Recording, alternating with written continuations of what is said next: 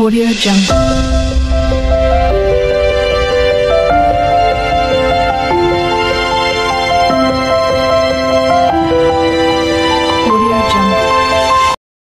সুপ্রিয় শিক্ষার্থীরা, তোমাদের সকলকে আজকের এই ভিডিওতে সুস্বাগতম জানাচ্ছি। এই ভিডিওটি মূলত নবম শ্রেণীর শিক্ষার্থীদের জন্য। এই ভিডিওতে তোমাদের শিল্প সংস্কৃতি বিষয়ের ষান্মাসিক সামষ্টিক মূল্যায়ন পরীক্ষার নমুনা প্রশ্নপত্র নিয়ে আলোচনা করব। এই ভিডিওতে তোমাদের মূল্যায়ন পরীক্ষায় যে প্রশ্নগুলো আসতে পারে সেই বাছাইকৃত গুরুত্বপূর্ণ প্রশ্নগুলো নিয়ে আলোচনা করব। আর তোমাদের শিল্প সংস্কৃতি পরীক্ষাটি অনুষ্ঠিত হবে আগামী 20 তারিখে। আজকের এই ভিডিওটি তোমাদের জন্য খুবই গুরুত্বপূর্ণ, তাই তোমরা অবশ্যই ভিডিওটি না টেনে শেষ পর্যন্ত দেখবে এবং চ্যানেলটিকে সাবস্ক্রাইব করে সাথেই থাকবে। প্রশ্ন: গ্রামের সংস্কৃতি, নগর সংস্কৃতি, ক্ষুদ্র নৃগোষ্ঠীর সংস্কৃতির বিভিন্ন উপাদান এর একটি তালিকা তৈরি করো। তালিকায় সাংস্কৃতিক উপাদানগুলো কেন বস্তুগত বা অবস্তুগত তা উল্লেখ করো। বিষয়বস্তু: তো প্রথমে আমরা তোমার বস্তুগত উপাদান নিয়ে আলোচনা করব। তো দেখো, প্রথম আছে ঘর বাড়ির ধরন, খাবার, পোশাক। গ্রামীণ সংস্কৃতি: মাটির বাড়ি, টিন দিয়ে তৈরি, আধা পাকা বাড়ি। খাবারের ক্ষেত্রে মাছ, ভাত, মাংস, শাকসবজি ইত্যাদি। পোশাকের ক্ষেত্রে লুঙ্গি, গেঞ্জি, শাড়ি, ব্লাউজ ইত্যাদি। ঘর বাড়ির ধরন: নগর সংস্কৃতির ক্ষেত্রে বড় বড় দালান, পাকা দালান থাকে। এবং ক্ষুদ্র নৃগোষ্ঠী সংস্কৃতির ক্ষেত্রে মাচাং ঘর। আর এটি বস্তুগত বা অবস্তুগত সংস্কৃতি উপাদান, এটি মূলত বস্তুগত সংস্কৃতি উপাদান। খাবারের ক্ষেত্রে ভাত, মাছ, মাংস, শাকসবজি ইত্যাদি হচ্ছে গ্রামীণ সংস্কৃতির অংশ। নগর সংস্কৃতির ক্ষেত্রে পাউরুটি, মাছ, ভাত, মাংস ইত্যাদি। ক্ষুদ্র নৃগোষ্ঠী সংস্কৃতির ক্ষেত্রে যে সকল খাবার থাকে তা হলো ছোট মাছ, কলাই পাতায় মুড়ে আগুনে পুড়িয়ে তৈরি হিথোপ্পা মাছ, কাঁকড়া, খরগোশ, নাপ্পি বা শুটকি। আর এটি মূলত বস্তুগত উপাদান।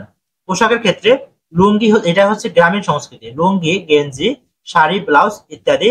আর নগর সংস্কৃতির ক্ষেত্রে যে পোশাক থাকে তা হলো শার্ট, প্যান্ট, কামিজ, শাড়ি ইত্যাদি। ক্ষুদ্র নৃগোষ্ঠীর ক্ষেত্রে তোমার যে পোশাক থাকে তা হলো ধুতি, শাড়ি, ব্লাউজ, পিনন, হাদি।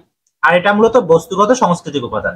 আর আমরা যদি ব্যাখ্যা দিই তাহলে আমরা বলতে পারি এই উপাদানগুলো দৈনন্দিন জীবনে ব্যবহৃত হয় এবং এগুলো বস্তুগুণ আছে, তাই এগুলো বস্তুগত সংস্কৃতির উপাদান। এখন আমরা অবস্তুগত উপাদান নিয়ে আলোচনা করব। প্রথম হচ্ছে ধর্মীয় বিশ্বাস।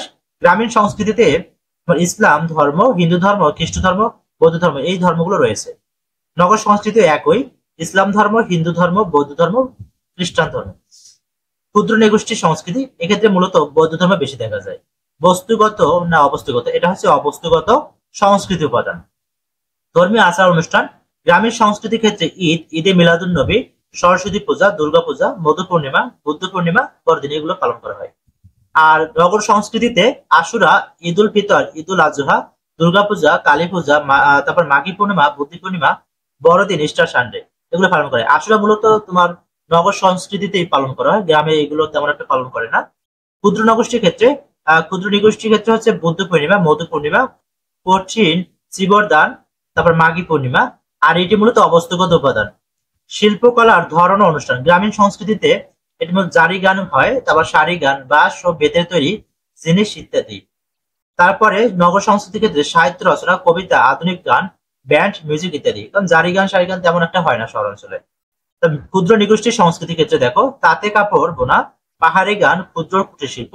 আর এটি মূলত অবস্তুগত উপাদান। বর্ষবিদ্যায় ও বর্ষবরণ, বর্ষবিদায় হবে, আমি ভুল বলেছি। আর গ্রামীণ সংস্কৃতিতে হবে বিভিন্ন মেলায় আয়োজন করা পান্তা ভাত ও ইলিশ খাওয়া ইত্যাদি।